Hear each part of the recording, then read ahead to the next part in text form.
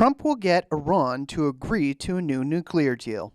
Oh, well, I'm going to say yes to the question, but in spirit it's no, because the deal that Trump is putting forward is the JCPOA all over again with added benefits for Iran. Donald Trump is literally not holding Iran over the fire at all. He's willing to draw down these economic sanctions. He is willing to allow them to continue enriching uranium at these nuclear facilities, and he's willing to put U.S. boots on the ground to ensure that the letter of this agreement is being adhered to. I see this as an absolute win for Iran, especially when the counter side of this coin is Israel, backed by the U.S., either under the table or outspoken in public. They start bombing your nuclear facilities into the ground. I see this definitely coming through. Will it be good for Donald Trump? I don't know. You voted no, so I'm assuming you think not. Perhaps the single most successful part of Trump 1.0 was the maximum pressure campaign on Iran that was not a neocon interventionist campaign, right?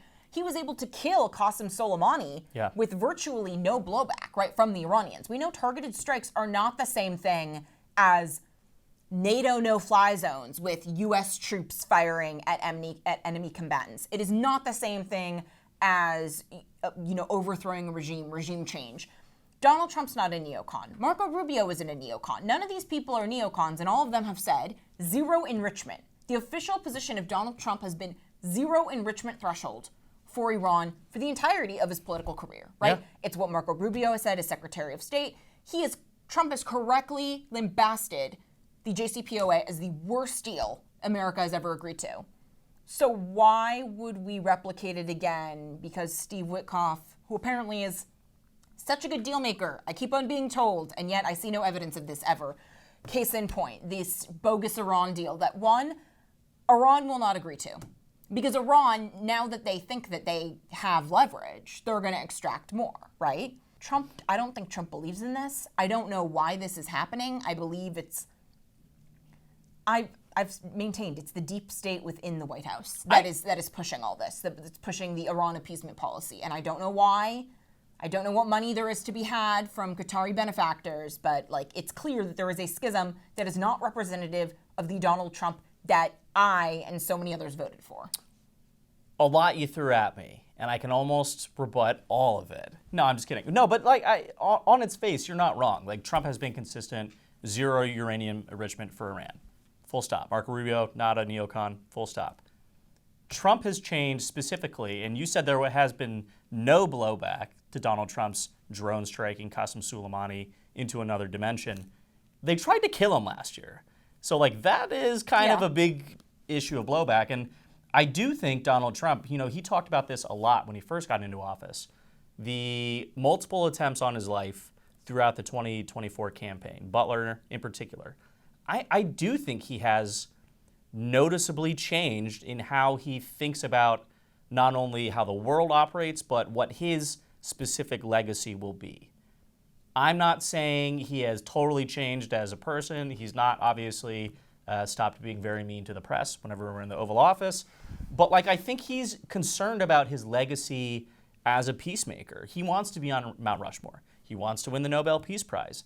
I think he sees an avenue right now, given all of the bad PR that Israel has pursuant to the war in Gaza and fluctuating public sentiment about that specific war, not just right now, but over the last, almost 2 years at this point in time. And he sees an opening. And I do think Donald Trump has never been one, he's not a strict adherent to any type of political catechism or anything like that. He is willing to do things that you do not expect if it will benefit him. And I've also learned to take Donald Trump at his word.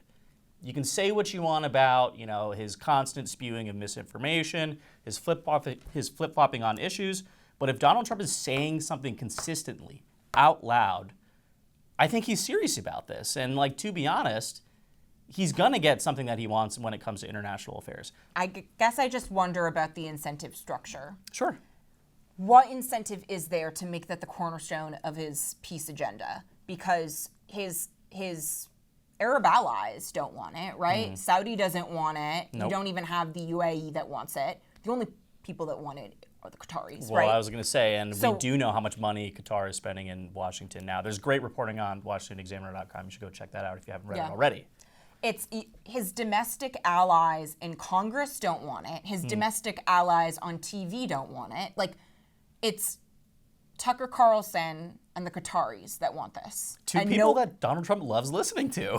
and that's true, but it just, it already in the first term, the Abraham Accords were going such a long way to cementing more peace in the Middle East and more progress on that front than we had seen in a quarter century. I agree. And that was with and because of the maximum pressure campaign on Iran.